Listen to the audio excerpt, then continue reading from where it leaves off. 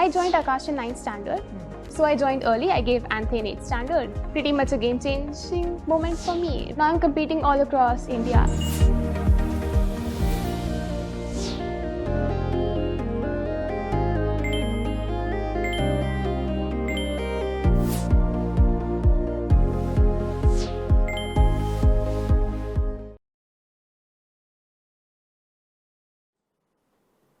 Hello, my achievers.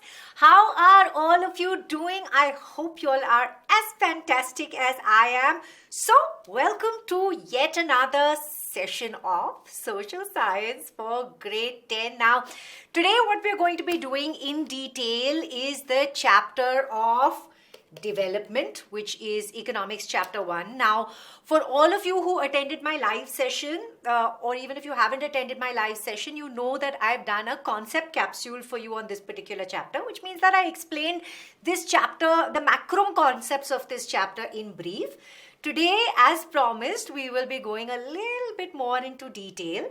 So, along with the live session that I've done for you, plus the exam prep session that I've done for you, plus today's session, I think you'll be more than covered for this particular chapter.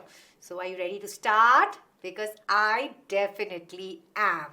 All right, now let us understand how we're going to be proceeding with this particular chapter. So this over here is our roadmap, okay? So in this particular chapter, we are going to be studying these subtopics, which is the perspectives of development, which is basically viewpoints of development. Then we're going to be talking about the idea of economic development, which will be related more to the nation. Then we will be going ahead and talking about various indicators of development. It's very interesting. And then at the end, we will close this chapter with sustainable development. Now, this is a very easy chapter, like I explained to you even in the live session, right? So let's move head on into our first topic, which is perspectives of development. Now, what is the meaning of the word perspective? The meaning of the word perspective basically means viewpoint, right? Viewpoint, or maybe even you could take it as ideas of development. So what do different people think about development? What are the different ideas of development? Okay, let me explain this better. Supposing I was to give you the term development. Now, what is the first word that comes to your mind? There are many words, right, that could be associated with the term development. And I think some of the most common ones that would be thrown out if we were to take development, if we were to hear the word development, the first things that would come to mind would be words like growth or achievement or progress or improvement or evolution, right? So basically what we are talking about is the improvement of the quality of life as well as the well-being of an economy as well as its people, right? We're talking about improvement, and this is what development means. So for example, if we were to take some examples of what could be considered as development, we see some very nice pictures over here. So take the first picture of that girl holding the cup in her hand. Wow, she's just probably aced her exams, right? Now that to her would be development, which means that she's moving forward, she's improving. It is growth, right?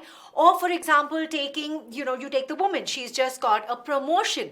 That for her also would be development or growth, right?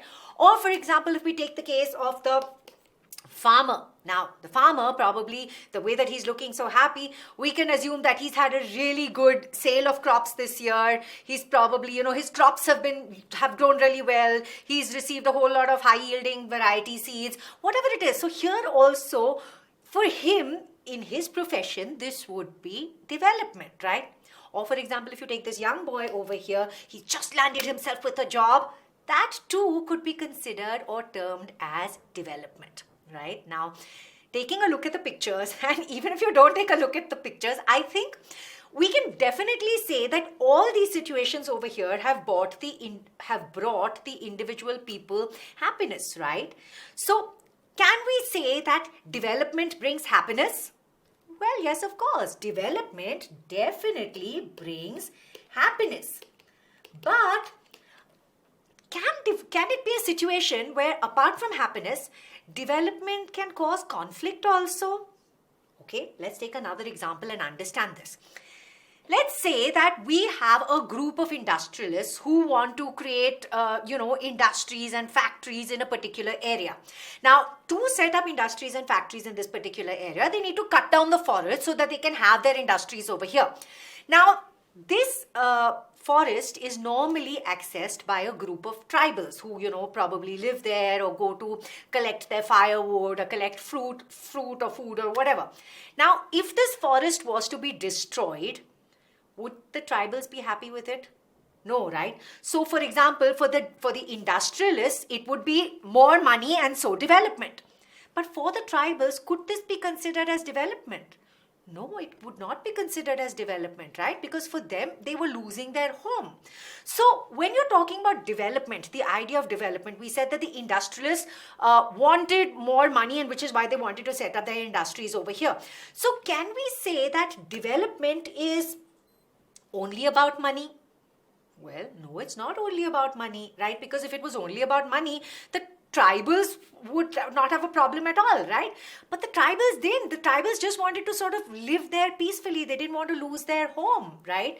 So development is not just about money. There are so many other factors that come into it. There would be factors like probably, security, or which is probably what the tribals wanted, or dignity, right? Or equality, or even concepts like freedom, right?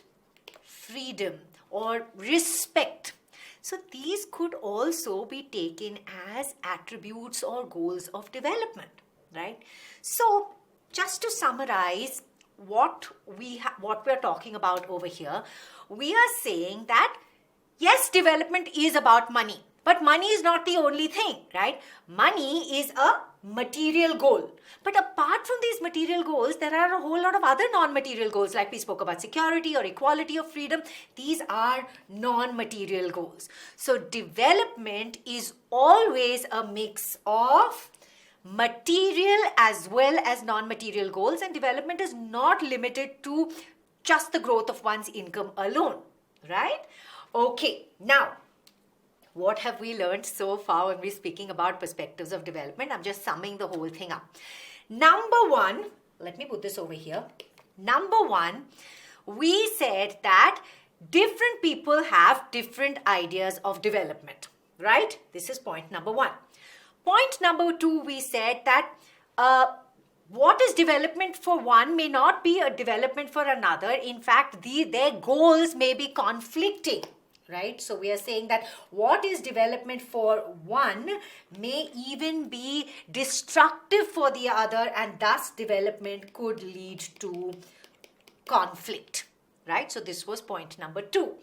Point number three that we spoke about is that development is a mix of material as well as non-material goals. It is not limited to one's income alone, but has a mix of a whole lot of other goals such as security, freedom, autonomy, respect, etc. So it is always a mix of material and non-material goals, and this would be point number three. Now, these 3 points are very important for you to understand the concept of development, right? Development means different things for different people. Development can cause conflict, and development is always a mix of material and non-material goals, right? Now that we understood the ideas or the different viewpoints about development, the perspectives of development as they are called, let's talk about the idea of economic development. Let's move on to the country. Now, when we were talking about individuals, we spoke about the fact that development means different things for different people. Now, if different people have different ideas of development for themselves, right, would they also have different ideas of development for their country? Yes, of course they would. Their idea of what is development for a nation would also differ from one to the other, right? So, for example, if you're talking about development of a nation, what could you say development for a nation could be? Like, what are some common things that you would talk about when you say that, this is what development would mean for a country? Well, again, there would be some common things that we could talk about. We would probably say more income for everyone means more development for the country. True. We could also say if everyone has equality, there's equality for all in the country, then that means development for a country. That is also true. Or we could say, having a clean and green country, that means being developed, which is also true. And if we talk about technological advancement, we could easily also say that if a country is technologically advanced, then that country is developed. Now, the thing that I'm trying to tell you over here is all of these things are true. But if we wanted to compare the development of two countries, how could we say that one country is more developed than the other? For example, if you take the example of Denmark, okay. Now, Denmark, let's say, okay, is the cleanest country, right? But Denmark doesn't have as much money or is not as rich as China, right? Japan, on the other hand, is very technologically advanced. But again, it doesn't have as much money as China. It's not as rich as China. So how can we say that one country is more developed than the other? Well, this is where we come to our next subtopic, which is various indicators to measure development. We have to have certain indicators which can measure development and then help us to compare the development of countries, right? So one very important indicator of development would be national income. Now, we've already established that income is important, right? So national income is one such criteria, and countries can be compared in terms of development based on their national income. Now, what exactly is national income? The income, okay, let me give you the definition basically. National income is the total income of all the residents of the country, which means if you were to take the income of each and every single person in that country, okay, and then total up that income, that would give you the national income, right? But basically, and again, why have we said that income is important? Well, income gives us more of a capacity to buy things that we need and basically, further our development. So in that sense, income is very, very important. And national income is the total income of all the residents of the country. But the point is, can national income be a good indicator for development? Is it an accurate indicator for development, or is there some sort of limitation of national income? Well, there definitely is a limitation of national income, and this would be that national income does not indicate whether this total income is enough for all the residents of that particular country, right? Supposing you have X number of people in that particular population. Is that Y amount of income that we have, okay, is that Y amount of income enough for all the people in that country? No, we cannot say that. So we also have to talk about standard of living of people in that country, right? So the wellness of the people in the country will also depend on the population of that particular country, right? How many people does that particular country have, and is this total income or national income enough for all the people who are living in the country? Right? Okay, so if national income is not a good indicator, then what is the alternative to national income? Is there some other sort of indicator that can help us, indicate development in a better way? Well, yes, there is such an indicator. Let's understand this with an example. Let's say that we have two families over here, right? Now, let's say that both these families have a total income of 12 lakhs per year. Okay, but if you take a look at the first picture you see that the family has only 4 people in the family. Whereas the other picture, as you can see, they have 6 people in the family. But the total income is the same. So how would you decide which family is more well off than the other? Which family is doing better than the other in terms of income? Well, for that, what would you need to do? You would have to figure out the average income of the family, right? And whoever the average, whichever family has the higher average income, you would say that family is more well off, right? So how would you find the average income? You would divide 12 by 4 in the first case, and second case you would do probably 12 by 6.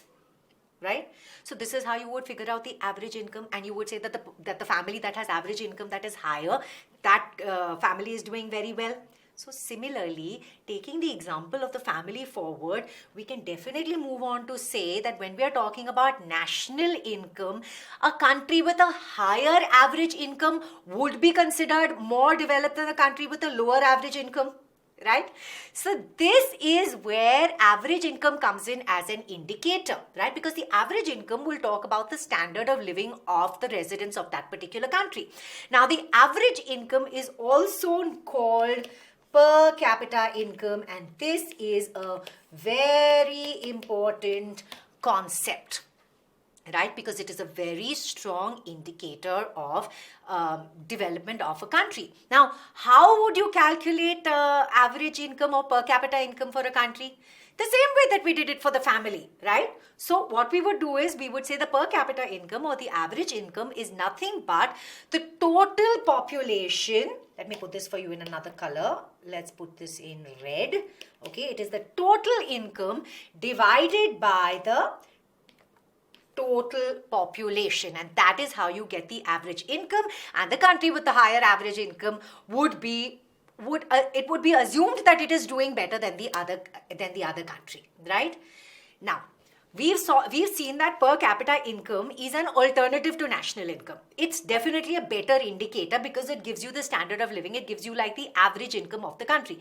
But does this mean that per capita income is a completely foolproof indicator?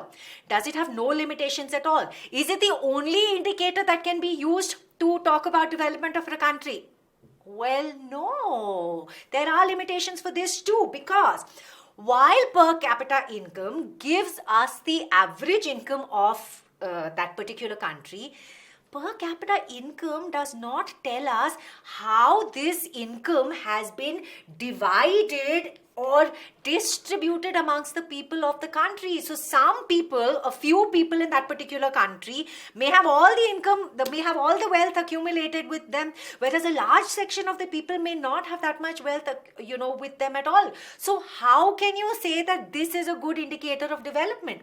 In our cities, it is so common for us. We see huge sparkling malls, and just behind the mall you will find a slum, which means there is a section of the people who has the money to go to the mall, but a large section in the slum that don't even have money that is enough for their day-to-day needs.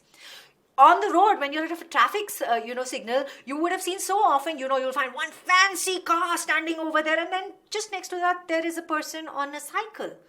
So obviously, just having a high average income does not tell us how this income has been distributed amongst the people. And even if we were to say that, the average income of a country has been increasing over a span of years, it still does not tell us that all sections of that, of that country are getting equal access to that income, right? So this is a very big shortcoming or a very big limitation of per capita income. Right? So we have seen that both national income and and per capita income are obviously not foolproof methods of measuring development. It's not all about money, because if money was everything, then the richest man would be able to breathe in pure and clean air. But is that true? No, it's not true. The richest man also has to breathe the same polluted air as everyone. So obviously money is not the only thing to measure development, right? We need other indicators of development, and this is what we're going to be discussing really, really soon. Let me talk about this in terms of an example. Let's talk about per capita income, which we know talks about the average income of a country. Now, forget about the country. Let's talk about 3 states in our very own country. Let's take Haryana, let's take Kerala, and let's take Bihar. Now, as we can see over here, we can see that Haryana has the highest per capita income, as we can see, right? Then it is followed by Kerala. So we have 1 here, 2 here Kerala, and 3 Bihar, which is at the lowest per capita income. So on this basis, can we go ahead and say that Haryana is the most developed of all 3 states? No, we can't say that. We need other indicators or other attributes of development. You know that we talked about when we talked about development for individuals, we spoke about the fact that development is always a mix of material as well as non-material goals, right? So now we're going to go ahead and discuss per capita income is a material attribute of development or a material indicator of development, right? So we've discussed this. I'm just putting PCI over here. Now let's go ahead and discuss some non-material attributes of development. And a very good indicator for a non-material attribute of development would be infant mortality rate. Now, what is infant mortality rate?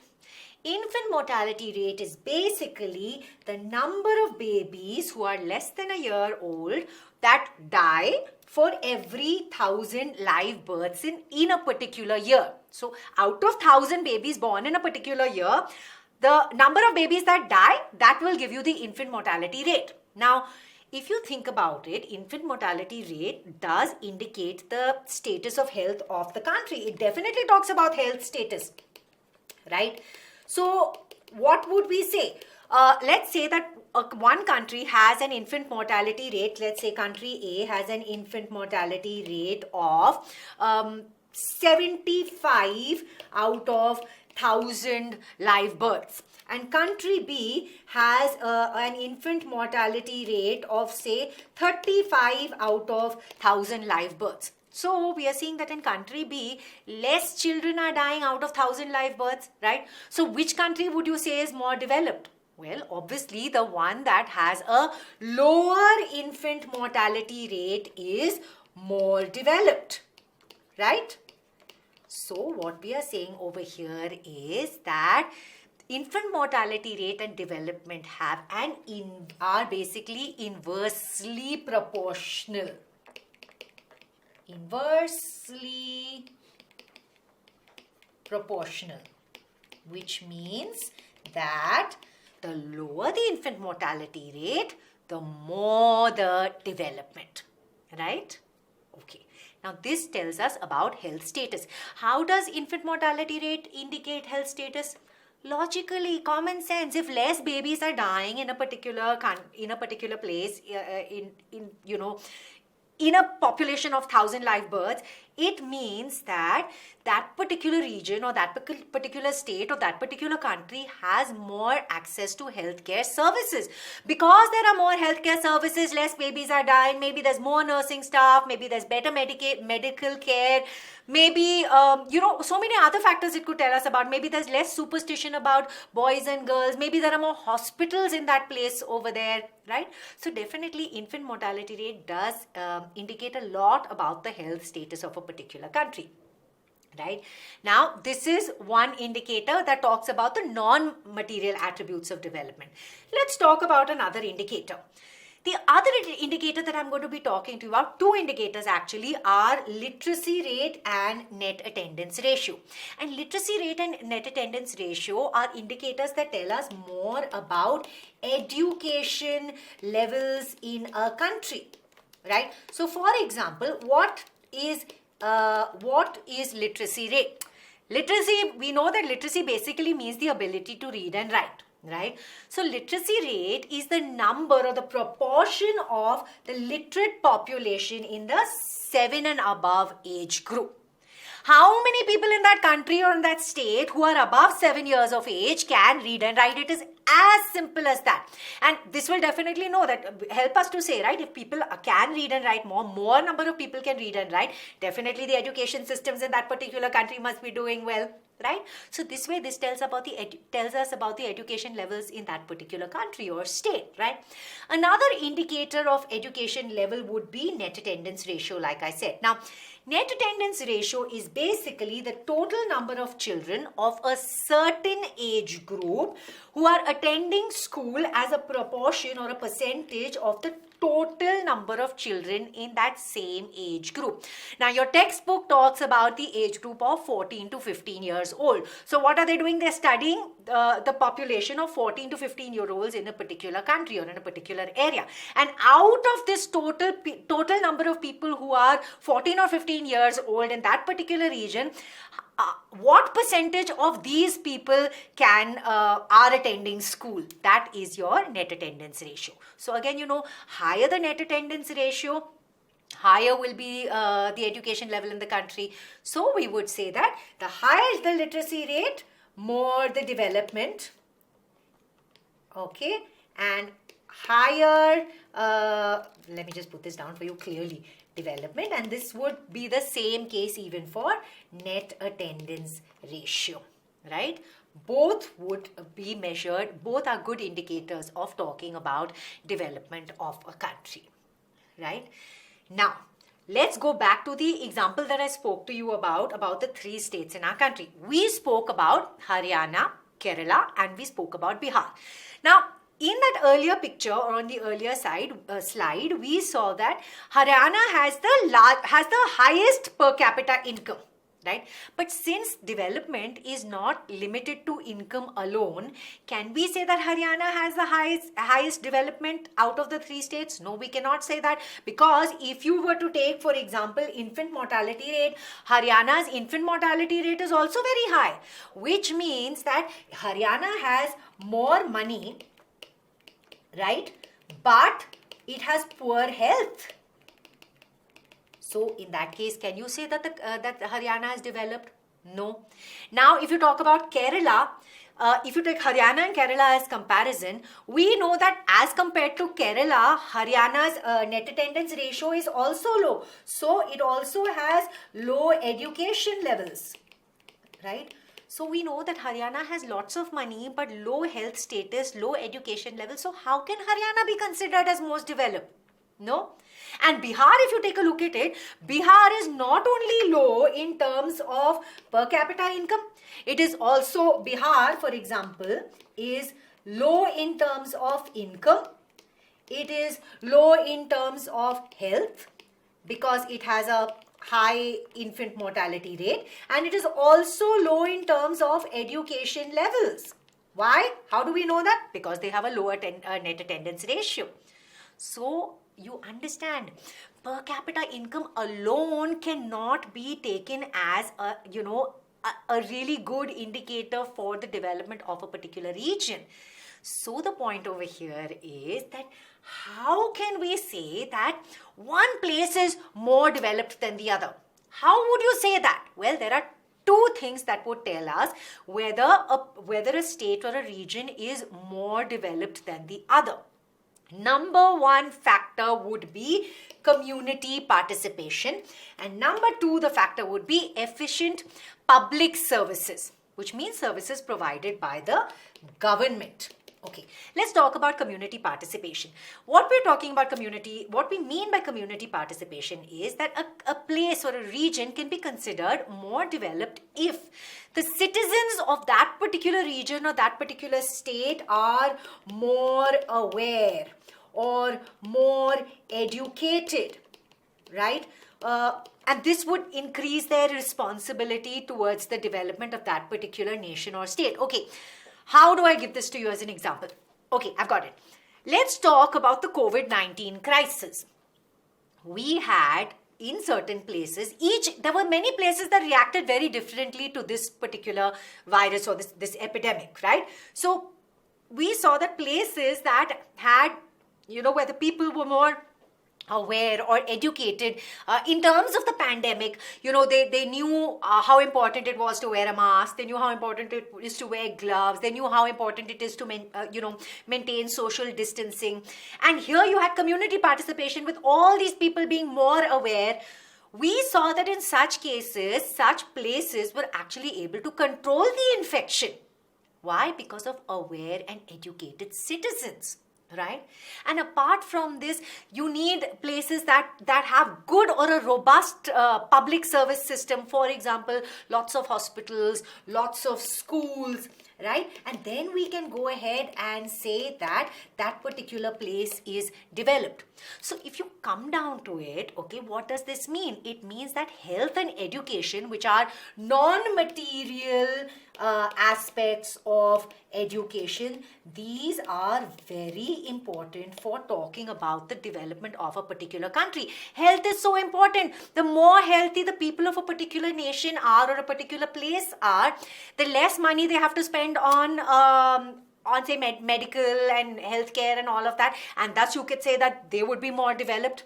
Plus, these healthy people are able to contribute more to the development of the country. So health is very, very important, right? Apart from this, if you were to talk about education, the more educated a person is, the more that they're able to generate income for the country, and that means more development. The more they're able to contribute to development of the country. So health and status as non-material attributes are very, very important for talking about development of a particular place. So for example, we saw in terms of Kerala, we saw that Kerala was doing very well in terms of health and education. So we would say that out of the three states that we spoke about, Haryana, Bihar and Kerala, Kerala seems to be more developed, because more important in development is what is happening to the citizens of that particular country or that particular state. It is the people that matter. It is their health that matters. It is their well-being that matters. And well-being is not limited only to income alone. Right? Okay. So we saw that per capita income on its own is not enough to tell us about the development of a country. Literacy rate on its own also not enough to tell us about the development of the country, because income is also important, right? Health is also important. So then, is there some indicator that we can use to say that, okay, if this indicator is there, then that country is, is a well-developed country? Is there some indicator like that? Well, actually, there is. There is an index or an indicator that we used called Human Development Index, or HDI. HDI, or Human Development Index, is an indicator that focuses on the well-being of people, focuses more on the well-being of people and not just on income generation or accumulation of wealth, right? So it focuses on well-being. Now, what exactly is the criteria or the dimensions that the HDI consider? How can you say that the well-being of a particular, or the well-being of the people of a particular place is good? Well, thinking about well-being has various aspects, right? You would say that the people of the country or the people of a state are doing well. How? We spoke about health and education. So you would say that if the people of that particular nation have long and healthy lives, which means they have well-being, they're healthy. If you see the people of that particular place being more educated, having more knowledge, having more skills, having more capabilities, right? Then also you would say that that place has more well-being, because that the people of that particular city or state or country, whatever region, they are more educated, they are more aware, they have more knowledge, right? So you're talking about education levels. And of course, we would also have to take in standard of living, because money is very important in terms of being able to give you more of the things that you want that are considered important for development. So, Human Development Index talks about three aspects, which is number one, a long and healthy life. Number two, knowledge or capabilities of the people. And number three, the standard of living of the people. Now, how can we find out whether the people in that particular state or region or city have a long and healthy life, whether they have, the capabilities and the knowledge, and they have a good standard of living? Are there indicators for this? Well, yes, there are. We would use life expectancy at birth to tell us whether people in that particular region have long and healthy lives. Life expectancy, I will come to what life expectancy is, but basically it's an indicator of the health status of a country, right? We would use education levels to measure the capabilities of the people, to see how much knowledge they have, right? And we would use per capita income to measure the standard of living of the people of that particular place. Now let me go ahead and explain what these three indicators are. So let's talk about life expectancy at birth. Life expectancy at birth is basically the average expected length of a life of the life of a person from the time of birth. So for example, life expectancy in country A could be maybe 75 years, right? But in country B, it might be 90 years. So naturally, we would say that the place where we have a higher life expectancy or higher average expected life over there, those people have better healthcare systems, better health levels in that particular country. So where the life expectancy is high, you would say that the health status is good, and thus the country would be more developed, or the people are more well off in terms of well-being. Then how do we measure education levels? Education levels are measured by the average years of schooling of adults. How many years in that particular nation, how many years do the children go to school? 10 years, 15 years. Higher the average number of years, more the education level in the country, obviously. As well as the expected level of, also expected years of schooling for the children from the time that they enter school. So once the child is in school, how many years is that child expected to go to school in this particular region? Some places it may be 5 years, maybe because maybe people are dropping out of their schools or colleges. Maybe in some cases it's like a full 15 years. So this gives us a good picture about the education levels in the country. Right? So we've spoken about life expectancy at birth for health. We've spoken about education levels in terms of average years of schooling and expected years of schooling. And we speak about per capita income in terms of standard of living. We know that per capita income is basically the average income of a country. And here per capita income to give us HDI is basically compared in terms of dollars so that all countries can be compared. Now, how is HDI calculated? HDI is calculated by taking an average of all of these three indicators, and this gives a country its Human Development Index or its HDI, right? Once again, just summing up, Human Development Index is an indicator that focuses on the well-being of people as opposed to just the accumulation of wealth. So it takes into account three dimensions, which is long and healthy life, knowledge, and standard of living. And the indicators of a long and healthy life are life expectancy at birth.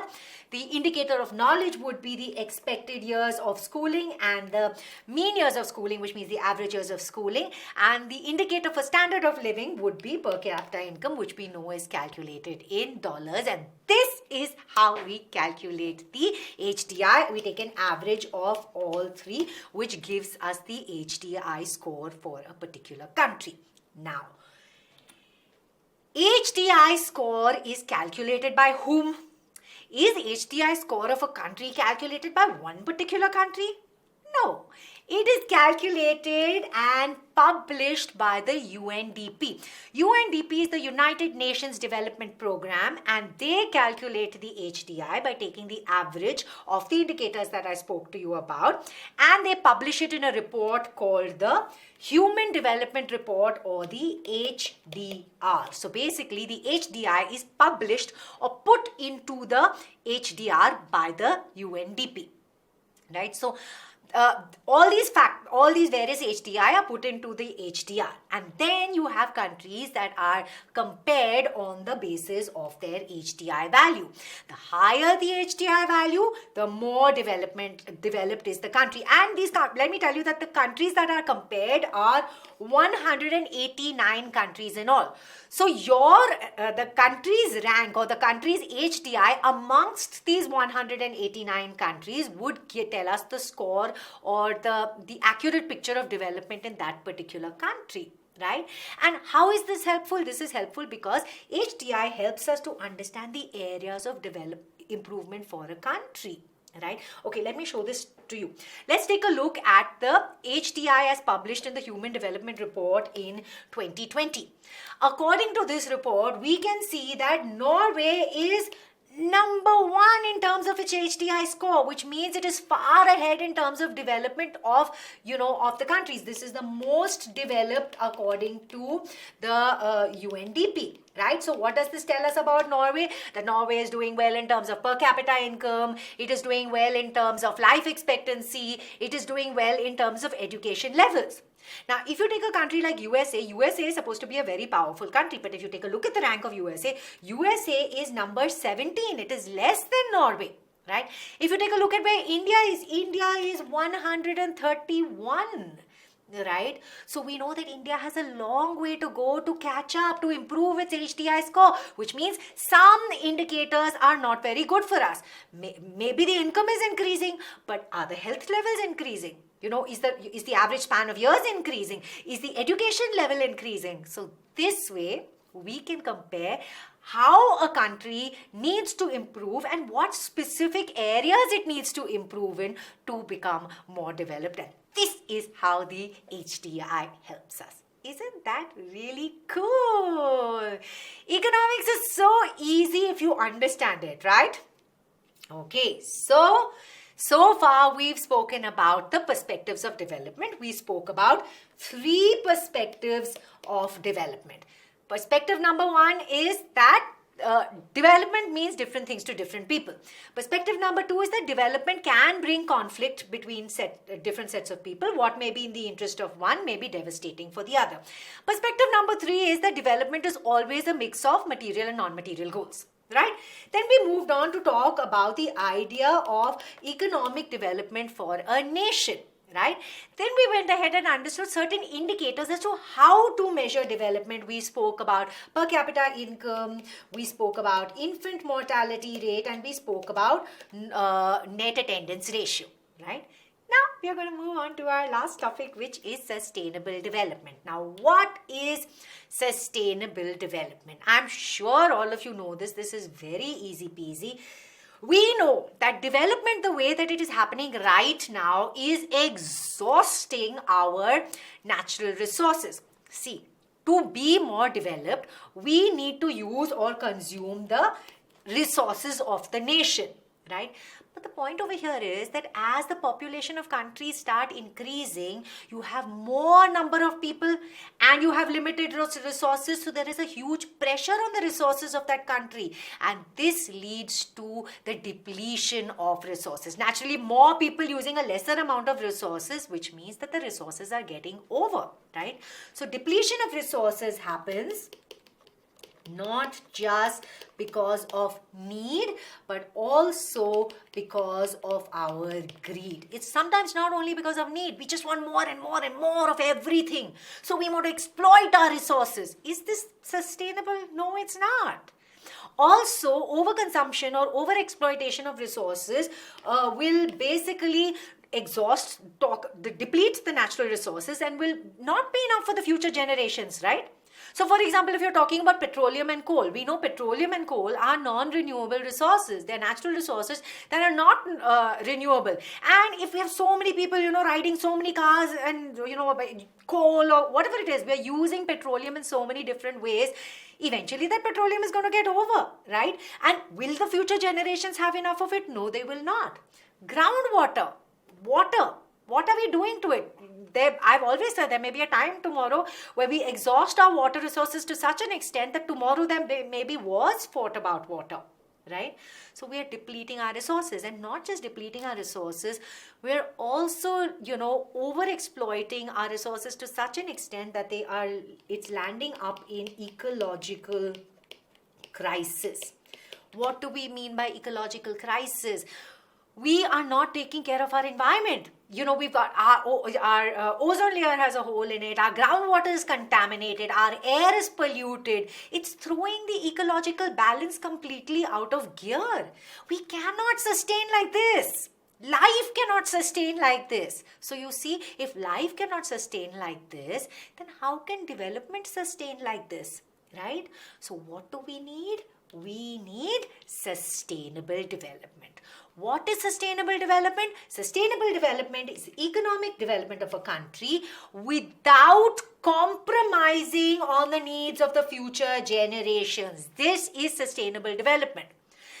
we are saying that development is necessary. We need to develop. Economic development is very necessary. But should that economic development come at the cost of the future generations and at the cost of ecological crisis? No, it should not. And this is why we need to practice sustainable development. In fact, according to the World Bank, sustainable development is actually an attribute of good development. So how many countries are actually practicing sustainable development? This also tells us more about the developmental levels of that particular country. Right?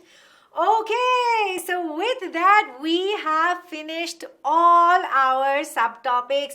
We have discussed perspectives of development, which was the 3 points that I told you about. We spoke about the idea of economic development for a nation. We spoke about the indicators to measure development in terms of health as well as education as well as income.